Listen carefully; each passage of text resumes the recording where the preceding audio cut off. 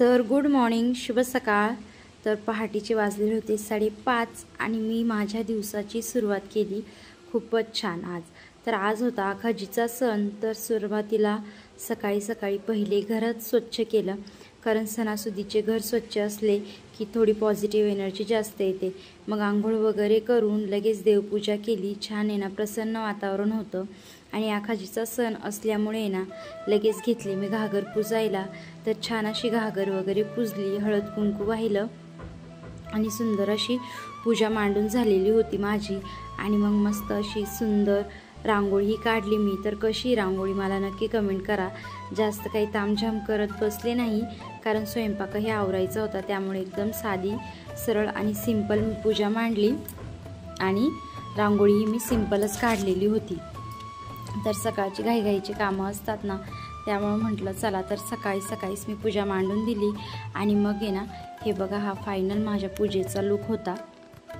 त्यानंतर लगेच घेतलं मी कणिक भिजवायला। तर मला खापरावरले मांडे करायचे होते, त्यामुळे ना कणिक एकदम सैल भिजावं लागते आणि थोडी तिला जास्त मळावी लागते। त्यामुळे मी कणिकच पहिले तयार करून घेतली आणि मग बाकीचा स्वयंपाक करणार होते।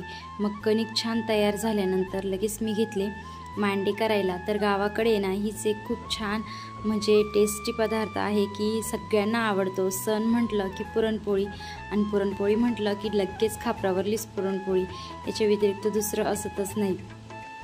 तर मला सुरुवातीला येत नव्हते, तर हळूहळू मी ही प्रॅक्टिस करून आहे ना जमवून घेतले, कारण साहेबांना खापरावरलीच पुरणपोळी आवडते, तव्याची पुरणपोळी त्यांना अजिबात आवडत नाही। आणि सहसा मग मी पण सण असला तर खापरावरलीच टम्म अशी फुगलेली आणि खूपच नरम अशी माझी पोळी आलेली होती। हे बघा मस्त अशी ना छान, जास्त मोठी नाही करत पण छान करते।